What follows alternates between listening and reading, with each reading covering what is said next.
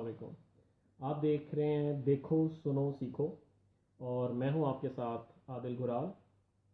आपके साथ आज एक छोटी सी स्टोरी शेयर करना चाहता हूं, और बड़े मज़े की स्टोरी है, सुनिएगा। आजकल फेसबुक पे यूट्यूब पे एक पीर साहब बड़े मशहूर हुए हैं, फूकों वाली सरकार।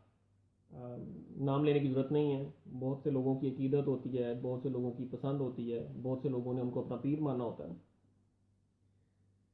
तो पीर साहब के साथ लास्ट ईयर एक हादसा हुआ या वाक़या हुआ। आप सुनेंगे तो आपको मज़ा आएगा। अब पीर साहब के पास एक बंदा आता है, आके अपनी मुश्किलात सुनाता है, अपनी तकलीफ़ें सुनाता है। कहता है कि हालात बड़े ख़राब हैं, पीर साहब आपकी दुआएं चाहिए। मैंने बेटे को बाहर भिजवाना है, दोस्त अहबाब से उधार मांगा हुआ है। वो बाहर जाएगा, सेटल होगा, पैसे कमा के वापस भेजेगा। तो आपकी दुआओं की बस ज़रूरत है। नजराने में को 5,000 10,000 जो है वो अदा भी कर देता है। पीर साहब ने बड़ी दुआएं दी, फूंके शुके मारी, तो बंदा चला गया। तकरीबन एक हफ्ते के बाद वो आता है और आके कहता है कि पीर साहब, नजराने में कुछ पैसे ले ली, और आपकी दुआओं से ना मेरा बेटा बाहर पहुंच गया। बड़ा अच्छा उसका वहाँ पे कारोबार सेट हो गया, यानी एक हफ्ते के अंदर ही कारोबार उसका वहाँ पे सेट हो गया। तो बस मैंने ये नहीं बताना कि कारोबार क्या है, लेकिन उसके हालात जो है ना बड़े बेहतरीन होने लग पड़े हैं। उसने कहा है अब्बा जान कि आपने बस पीर साहब से ना वक्तन फ़वक्तन दुआएं लेती रहनी है, और इसकी वजह से जो है ना मेरा कारोबार बहुत अल्हम्दुलिल्लाह अच्छा हो जाएगा। अब पीर साहब ने मज़ीद नजराना कबूल किया और दुआएं दी कि आपका बेटा जो है वो कामयाब हो, आपका बेटा जो है उसके कारोबार में बरकत आए, और जो टिपिकल वो फूंक मारते हैं।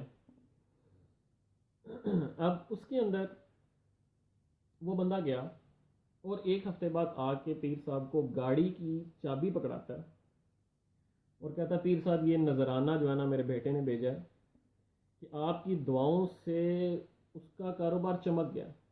इतना बेहतरीन कारोबार चल रहा है, इतना बेहतरीन कारोबार चल रहा है कि आपको क्या बताऊं। तो उसने बोला था ये नजराने में ना ये गाड़ी जो है ये पीर साहब को तोहफा देते हैं। अब पीर साहब जो हैं वो इस तरह का बंदा जो आपका खिदमत गुजार हो, तो इतना बड़ा नजराना लेके आए, तो बड़ा वो आंखों का तारा कह लें बन जाता है। तो पीर साहब की फूंकें भी ज़्यादा निकली, दुआएं भी ज़्यादा निकली। अब वो बंदा दुआएं लेके चला जाता है। कोई एक दो हफ्ते बाद वो दोबारा आता है और आके दो गाड़ियों का तोहफा देता है। अब पीर साहब भी परेशान है कि जी ऐसी कौन सी मेरी फूंकें हैं जो जिसकी वजह से इसका कारोबार इतना चमक गया। और दूसरा या तीसरा ये हफ्ता है, और ये दो तीन गाड़ियां जो मुझे तोहफे में दे चुका है। तो पीर साहब को थोड़ी सी क्यूरियोसिटी, उन्होंने पूछने की कोशिश की, भाई क्या करता है तुम्हारा बेटा बाहर जाके। तो उसने बोला नहीं पीर साहब, मैं बता नहीं सकता, बेटे से वादा किया, लेकिन मैं आपको ना ये है कि नजराना वक्तन फ़वक्तन भेजता रहूँगा, और आपने बस दुआएं देनी है। तो पीर साहब ने बहुत ज़्यादा ज़िद की, कह लें बहुत ज़्यादा कहा कि नहीं, किसी भी तरीके से मेरे ना बेटे से बात करवाओ। तो बंदा कहता ठीक है, मैं नेक्स्ट टाइम जब आऊँगा ना तो मैं इंशाल्लाह आपकी अपने बेटे से बात करवाऊँगा। अब वो बंदा गया और महीने बाद वापस आया। वापस आने पे मज़ीद एक दो गाड़ियों का तोहफा। पीर साहब खुश हैं, ये इतनी गाड़ियाँ, इतना नजराना, इतना मेरी दुआओं में असर।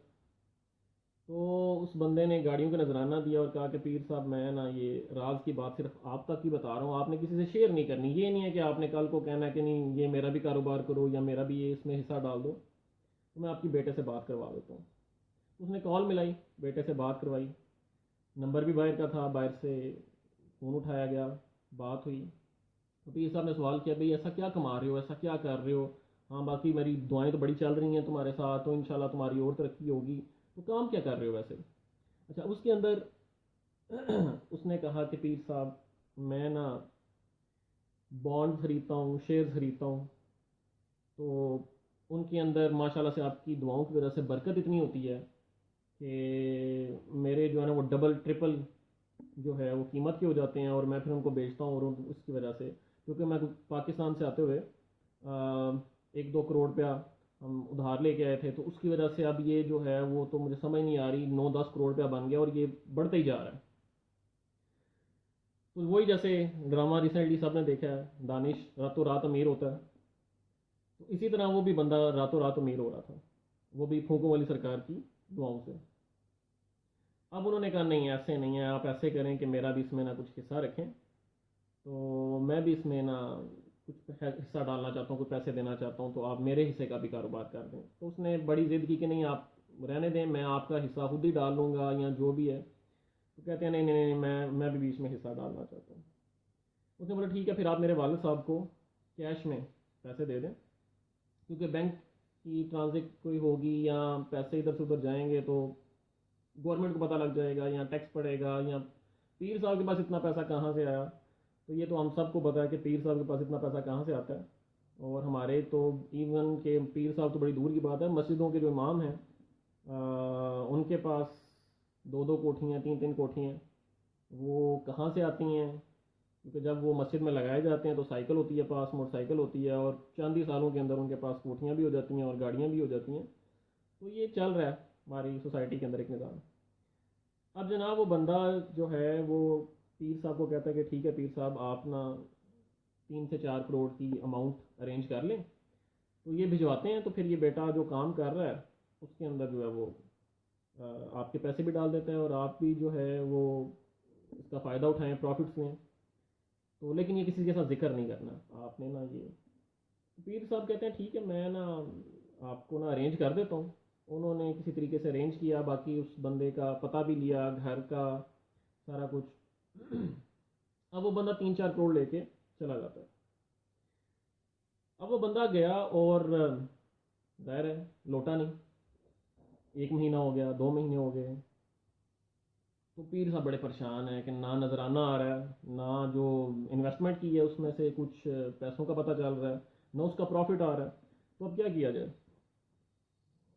तो पीर साहब ने जब पता वगैरह करवाया तो वो बंदा जो है वो तो गायब हो चुका हुआ था, उसका घर जो है वो भी कोई किसी को अता पता नहीं है। वहाँ पे गए हैं, वहाँ पे लोगों ने कहा कि जी ये तो चंद दिनों के लिए आया था, तो ये तो चला गया होगा, इसका तो कोई आइडिया नहीं है। जिस नंबर पे कॉल की थी वो भी फेक नंबर था बाहर का, सिम चेंज हो जाती हैं जल्दी। तो बड़े परेशानी में पीर साहब ने ये अपने एक दोस्त को बुलाया, उसके साथ मशवरा किया कि मुझे क्या करना चाहिए, मेरी इतनी बड़ी रकम जो है वो जाती रही है। वो ज़ाहिर है जिस तरह से आई थी वो वैसे ही चली गई।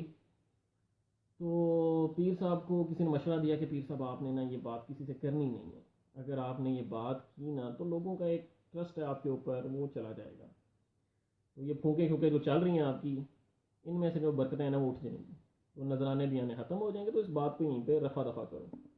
और दूसरा, आप उस बंदे ने 4-5 गाड़ियाँ आपको जो है तोहफे में दी हुई हैं, तो अगर उनकी मालियत देखी जाए तो वो भी 1-1.5 करोड़ बन जाती है। तो इसलिए कोई ज़्यादा नुकसान नहीं हुआ। तो बाकी आप जो हैं वो सब्र करें।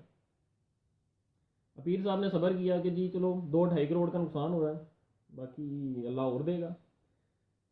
इसी दौरान जो है वो कुछ लोग गांव के अंदर कहते हैं जी पर्या, 10-15 बंदे आ जाते हैं और पर्या डाल देते हैं जी, बात करते हैं, बात ख़त्म करवाते हैं, कोई मसला मसाइल हो तो कोई मोतबर बंदे 10-15 आ गए।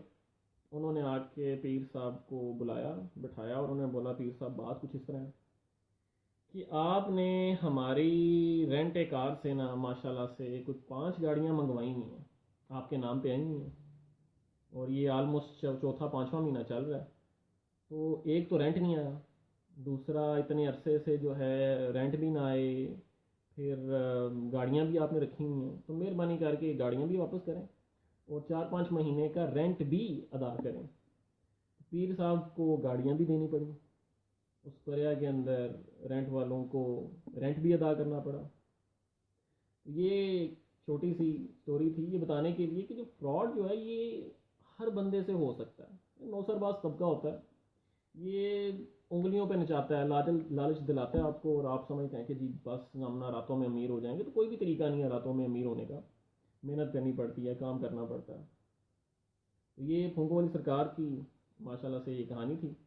तो आपको सुनकर मज़ा आया होगा और आप ये चैनल देखते रहें, आपको मज़ीद भी इस तरह के वाक़यात मैं सुनाऊँगा। ओके जी, अल्लाह हाफ़िज़।